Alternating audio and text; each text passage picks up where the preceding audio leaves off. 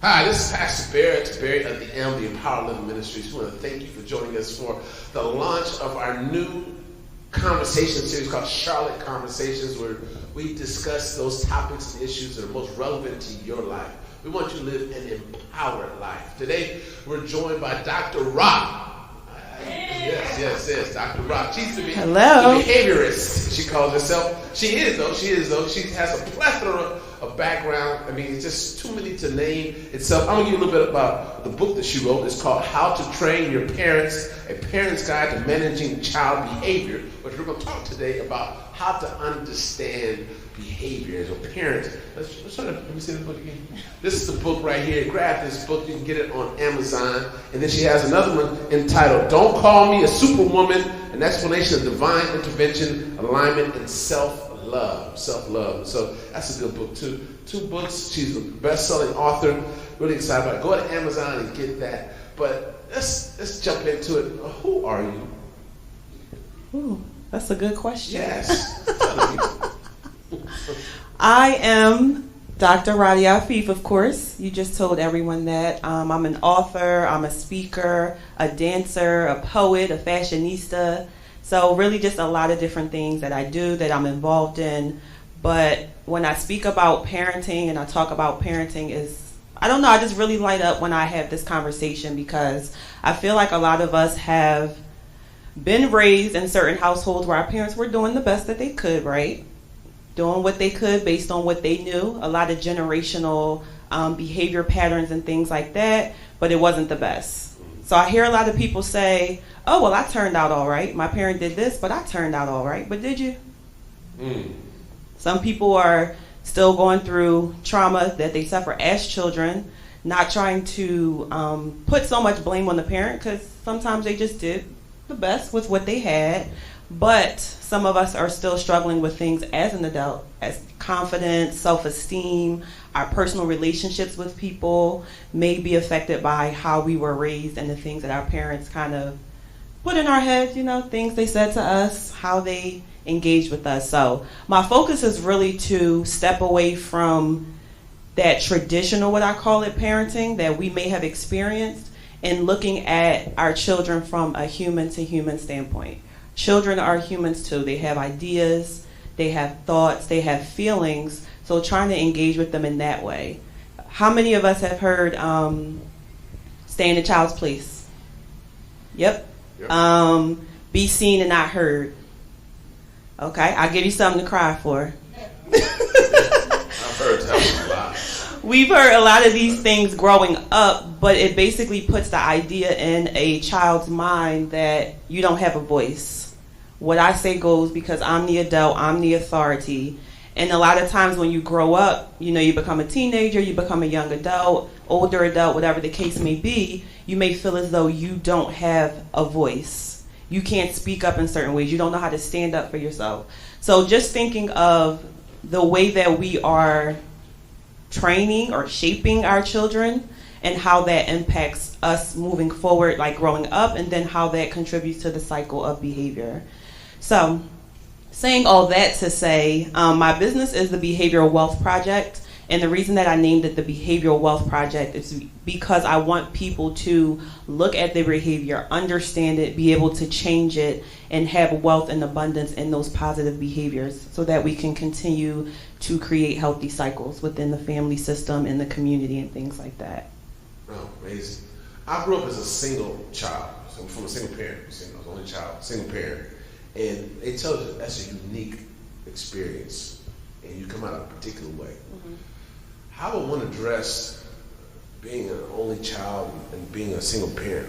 Is there a unique way to address understanding that I'm spoiled? So how do you... Let me think on that. So are you speaking specifically to being spoiled? No, I'm speaking like, what advice or what have you experienced by trying to understand the behaviors of a child who probably has been raised in a single parent household? Not just only child, but children in general. So basically, if we go to the textbook definition of behavior and things like that, I'll kind of get into a little bit of that. there are 4 functions of behavior. So every behavior has a why. Why is it happening? So the first one is escape.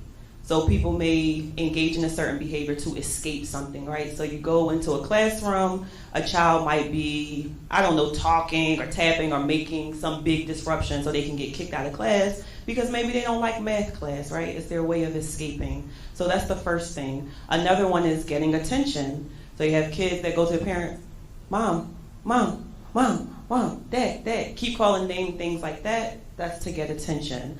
Another one is just sensory input. You don't really need another person for that, but if I'm like biting my nails or tapping, I'm getting a certain sensory input for that. And then the last one is just getting access to tangibles. So a child might have a tantrum in the store if they want some candy or chips or things like that. So I think that if we understand that basic concept of every behavior has a why, it's not just random. There's a purpose behind behavior, and we really tap into that, then we can understand, okay, why is this person doing a specific thing? That works in parenting, but that also just works in life in general, because it's all about development. Good. Now, does either of your books address those 4 areas? Yes. The book, How to Train Your Parents, talks about the foundation of behavior, how behavior is learned, and how you reinforce it, how you punish it, and things like that. And we talk about punishment. Of course, we're not talking about spankings or anything. I'm a mandated reporter, so, if anybody says anything, I have to call the people on you. But, yes, it does address that, and it also gives you some interventions inside of the book if you are dealing with some challenging behavior from your child. But I think the most important thing is to observe and be in tune with your child and really understand what's going on. It's quick to just react to behavior and things that are going on, but if you actually take a step back to think about, okay, why is this happening? How is the environment contributing to the behavior? How am I contributing to the behavior as a parent? Like, what's going on? Is it too high? Is it too cold? Is it too loud? Is somebody coming into the room that my child doesn't really mesh with so well? So kind of just looking at all the environmental factors and things like that as well. Very good. Now, what's the alternative to spanking?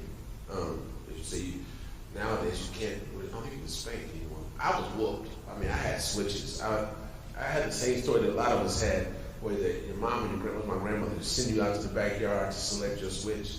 I went through that torment. I've heard this story. Yes. I had that torment. I had the torment of grabbing the small one by mistake. I didn't know it was a mistake at the time. I found out it was a mistake. She would have got her branch and brought it back. So what's the alternative to that? I mean, black folks still spank. We still do it, but what's the alternative to spanking? That works. Right. So I believe that a lot of people think when you spank, your child is just going to magically be better after the spanking, right?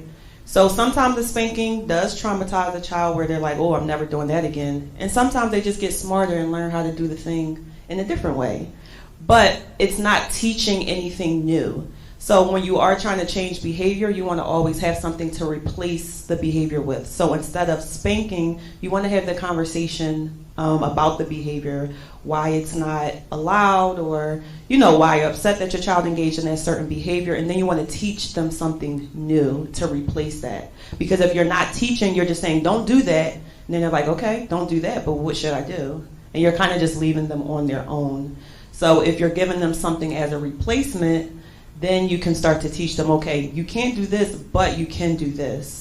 And then start to praise it and really encourage them, give them that positive reinforcement when they're doing the right thing. It's so easy to just focus on the wrong thing. It's so easy to point that out, but when your child is doing something good, you don't always focus on it because it's like, okay, you're supposed to do that. You did something good. Nice. But the bad thing always gets pointed out. Always. Say I'm a single mom, I have 4 kids, right? And I want each of them to excel, but they all have these different personalities. What does science say about addressing or pushing forth those variety of personalities? So again, that's going to go back to being in tune with the kids, of course, observing, seeing what each of those personalities are. You might even have to go to the extreme of like taking some notes on your children. So keeping a journal, writing things down. Okay, this worked. when I said this or did this with this child, this didn't work. This is what this child likes. This is what this child needs. And writing down what each child needs, or some of their triggers or stressors, or, things that they're really reinforced by.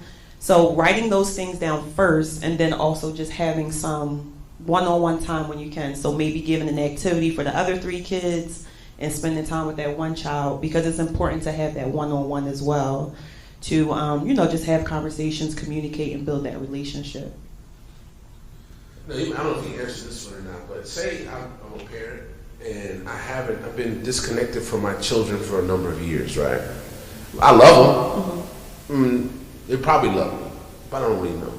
But how can we restore that relationship? Is there a way, a methodology, and bring that back to fruition again, or a positive relationship again? As far as textbook, I'm not sure of the methodology, but what I can provide as a solution, I would definitely say, depending on the age of the children, having that conversation, like being open and honest of the elephant in the room is like, okay, I've been away for a while, explaining it, that's age appropriate for the children again, and opening the floor for the children to also have that conversation and say how they feel about it, or how they would want to move forward and all of that. It's really going to take patience. So being patient, not a parent coming in from being away for years and like, okay, I'm going to take you now. We're just going to be this happy family. That might be too much pressure for the children, especially when the parent has been away for a while. So being patient, kind of just doing small things, building that relationship. All right, let's play this game together. Let's sit and have this conversation. Let's go and get something to eat maybe. Just something small where you can start to build the relationship, build that trust, and then you can go to, maybe more things later on, like, okay, let's date at night, or, let's go on vacation together. I don't know, whatever it is, but kind of starting small at the ground level, because you really have to start from scratch at that point.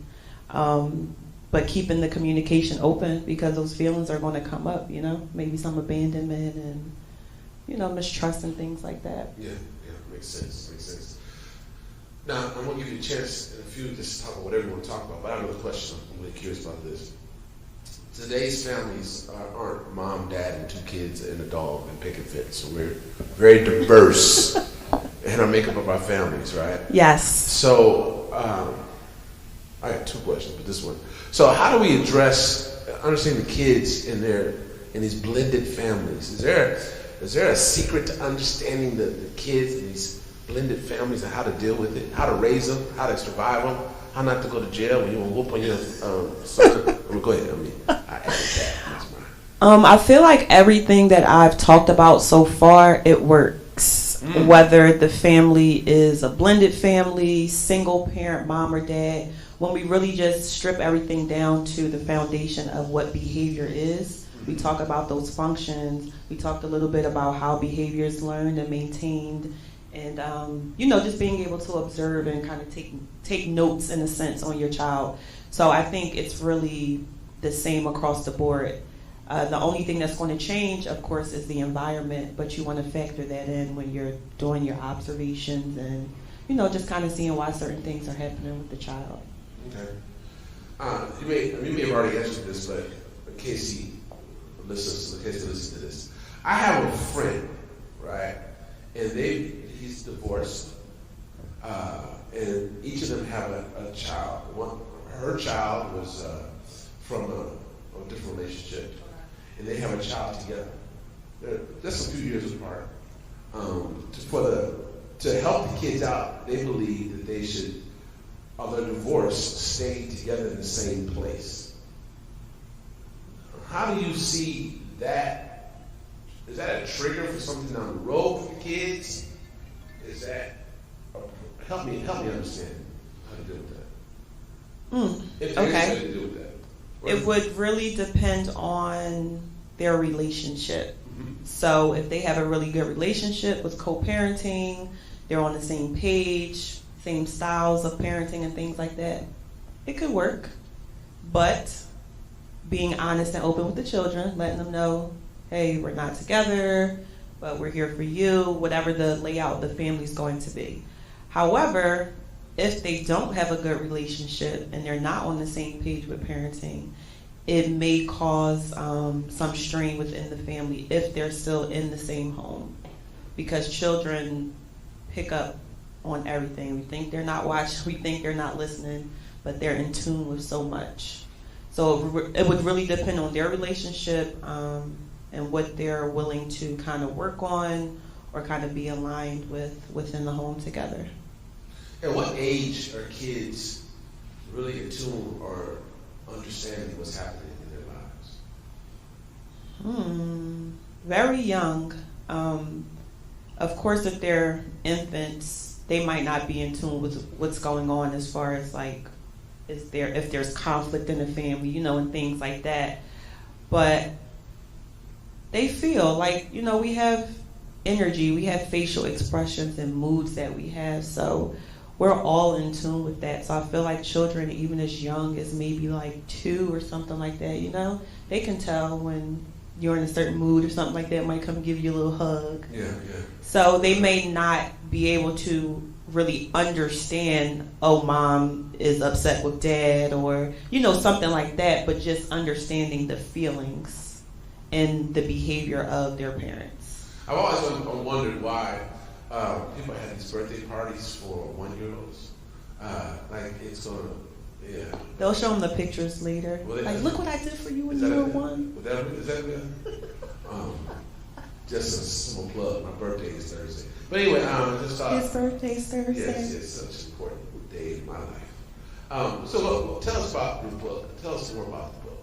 All right, so we'll start with the How to Train Your Parents. I wrote this in 2013 when I was going through my PhD program. And basically, working as a licensed behavior specialist, I felt like parents didn't really understand what I was doing. I was coming into the house, working with the family. I was going to the schools, working with the children, and nobody knew what I did. They're just like, oh, you're just here to babysit my kid. And I was like, no, that's not what I'm here for. We're here to change the dynamics of the behavior in the family system. So I wrote this book to make it very easy to understand and just put it in plain terms. Like, you don't have to go to school to understand what I wrote in this book. So it's just really giving that breakdown of, again, how behavior is learned, how it's maintained, and intervention that you can use if you have a child who is, engaging in some challenging behaviors.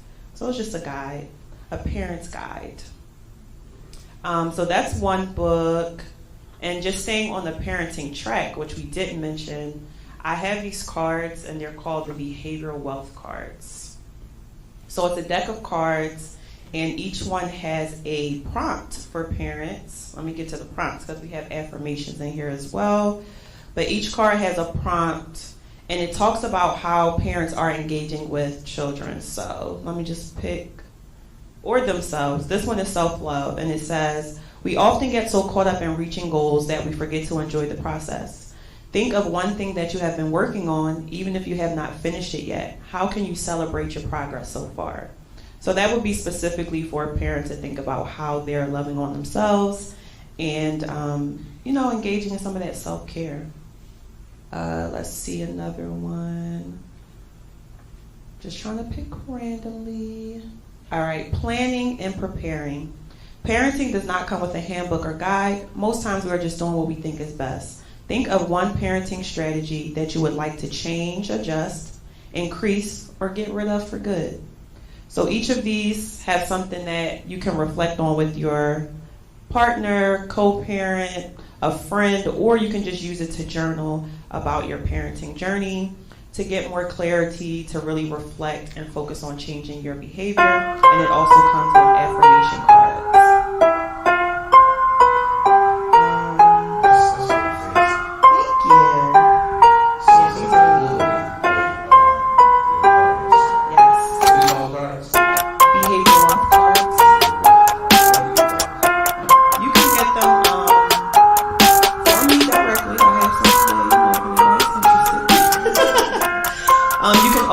Off my website, Dr. Afif Speaks, DrAfifSpeaks.com. And lastly, this is my new book. I wrote this last year, Don't Call Me Superwoman. And this is for my women. Even if you have a teenager or something, I think the book would be good. But it talks about really pouring into myself and my journey and taking off that cape, being vulnerable, asking for help, taking time for me, and just getting rid of all the societal, judgments, just doing what feels good to me. I'm not hurting anybody. I'm not out here killing and stealing. But doing what feels good to me and not feeling judged by everybody. Awesome. Do we have any questions? Questions? Yes, we capture it. So being that we're living a generation now to where people don't want to be taught how to raise their child, don't tell my child what to do. I also feel like that there is no village anymore. And that's a problem. How did this information fare well with some of those people? Well, two things. One, I always build a relationship with the families that I work with.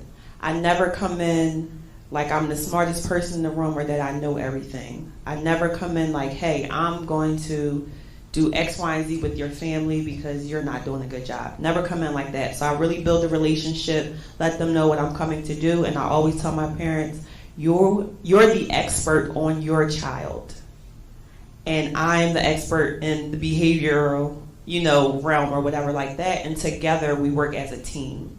So when I put it in that sense that we are a team and we're working together, I think that parents are a lot more open to working with me and, putting in the work that they need to within their families with their children as well. Another question. How would you deal with children who have lost their father? Deal with them in a sense of helping them grieve. Like grieving and their emotions, outbursts? I would definitely leave the floor open for communication. That's going to be very important so that the child is able to talk about how they're feeling. I would do check-ins with them. Maybe even create, like if you have pictures or anything like that, create some kind of memory book or box or something like that they're able to reflect on, and let them know it's okay if they get upset. Let them know what the grieving process looks like and inform them and educate them so that they don't feel like, oh, I'm crying too much, or, mom or dad doesn't want to hear about, mom doesn't want to hear about this or something like that. So definitely communication, education, like I said, like a memory box or something like that. And I stand by therapy, support groups, anything like that, so that the child doesn't feel like they're alone in the process.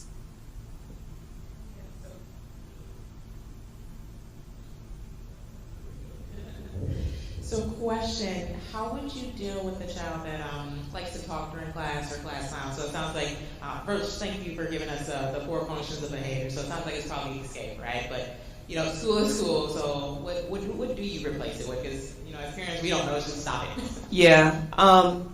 Your child specifically? Okay. Talking in class, I would have a conversation with the teacher to see what's going on, because it could be escape, it could be attention, it could be that your child is struggling with whatever the subject is, and that's their way of kind of deflecting from doing the work. Maybe they just like to talk. Maybe they're going to be on TV one day, right?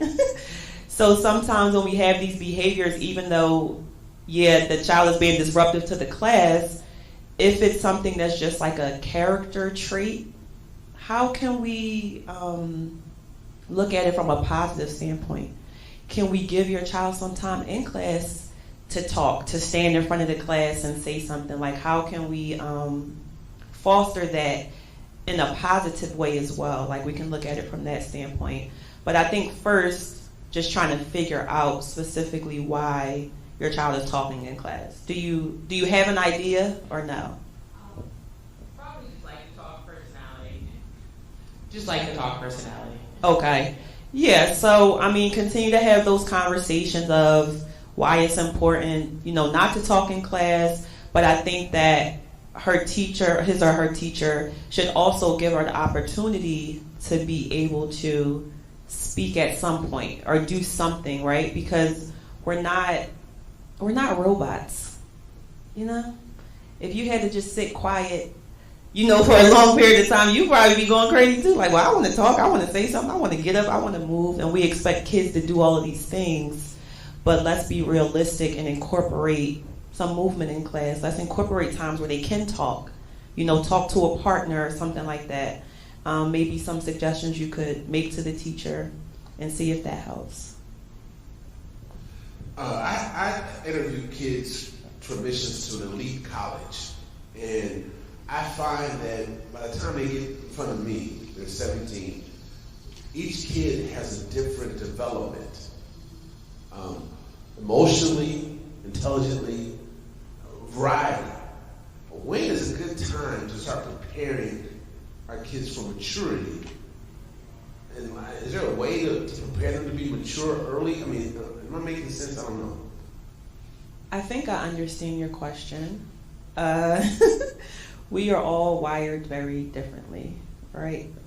Based on our DNA, our parents, grandparents, whatever the case may be. But I think if you want to speak to like being responsible or problem solving, like all of those different things. Yes, that. Yes. Critical thinking, all those things. Yes, you can start that from a very young age. So even when you have little children who are using that toy where you have to put the shapes in the right one, that's using their critical thinking skills and their problem solving, because if they put the star in the triangle and they see it doesn't fit, then they're trying some other different things. So even from a young age, we are developing these skills with our children. So I don't think it's a specific age to say, well, let me start now or let me start at this point. It's something that's ongoing and you continue to challenge your child. So one way to do that is to give them some responsibility.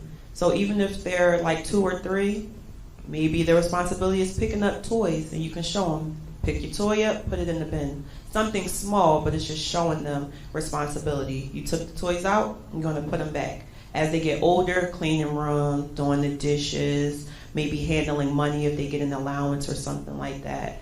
So it's little things that you can do over time to help them build those skills and responsibility and problem solving and all of that. Excellent, excellent. Any other questions out there before we bring it to our last statements? All right, well, give us your last statement. What do you want us to leave with today? I wrote all these things down. I don't know if I talked about all these things, but let me see. Because I was on a roll when I was getting to the end. So let me see. I think I touched on everything. Yeah.